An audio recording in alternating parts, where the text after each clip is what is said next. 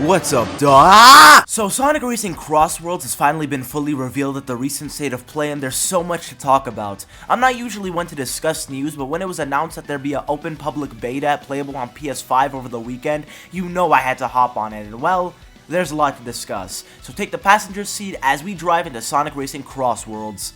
To get over my brief first thoughts on this game, when it was announced back in the Game Awards with a pretty nothing CGI trailer, I really thought this game would be nothing special, just the same old like TSR, the previous racer which was the definition of alright. But the recent trailer and post information completely changed my tune. Multiple vehicle types from All-Star Racing Transform make a comeback, levels like Dinosaur Jungle from Secret Rings, the extreme gear. If SEGA wanted to pique my interest, it certainly worked, so I was pretty excited to get into the game myself. And my thoughts boil down to this.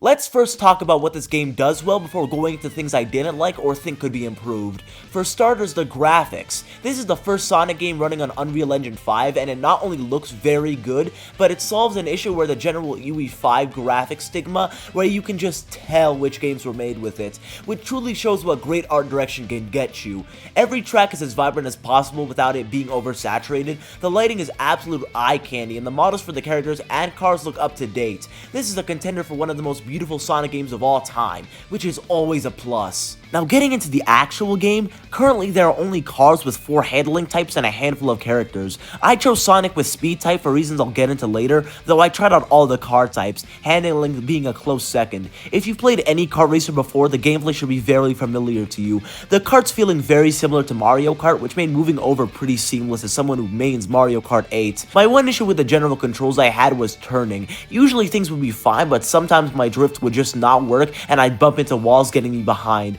The drift itself being pretty loose, making the constant sharp turns a chore to deal with when I started out. It's not that big of a deal, I did get used to it, but I hope the drift gets improved to be tighter in the finished game. What I liked about the drift is that it functions very similar to Crash Team Racing. Holding it down and releasing at the right time gives you a massive speed boost, which feels very rewarding.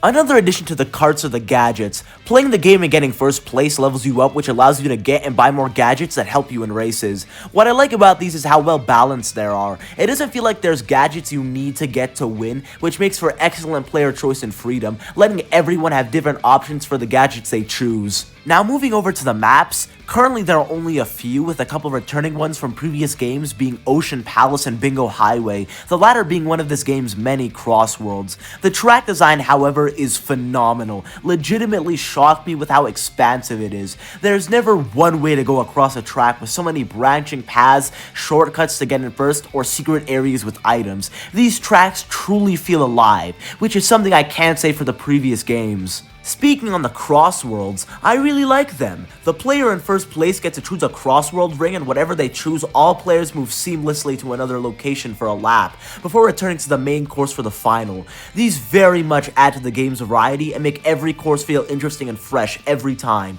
Some Crossworlds focus on different vehicle modes too, like Dinosaur Jungle focusing on the boats for the beginning, and the Lava Land focusing on flying, which is always a plus to use the different vehicle types.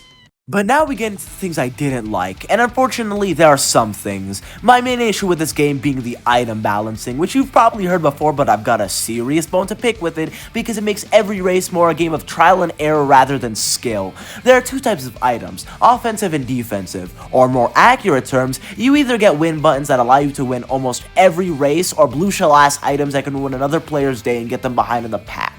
The biggest 2 examples of this being the Saw Blade and the Monster Truck. The Monster Truck is almost always a cheat button, allowing you to crush other opponents and drive on any surface while moving faster than everybody else, which is really annoying, especially in the final laps. And then there's the Saw Blade. The goddamn Saw Blade. The moment you get hit with this, your kart slows to a crawl, which gets you behind everyone else. The amount of times I've been in the lead the entire match, but then get item spammed, getting me in a 10th or 11th place, makes me want to commit war crimes. It reminds me of a lot of Mario Kart Wii's balancing, which is equally hectic. The rubber banding was also a giant issue. Players, but especially bots, can just randomly get in front of you even though you've been in first place the entire match, and they randomly get in front of you and lead you by the country mile, when it makes absolutely no sense. My drift was on level 4 and I had the speed boost. This is why I mainly chose Sonic, because you need as much speed as you can to give you the edge and avoid this issue. That's my biggest issue with Sonic Racing Crossworlds, that it just feels unfair. I don't want it to be nerfed so hard that it feels boring, but when you keep losing and it's not your fault, you get upset.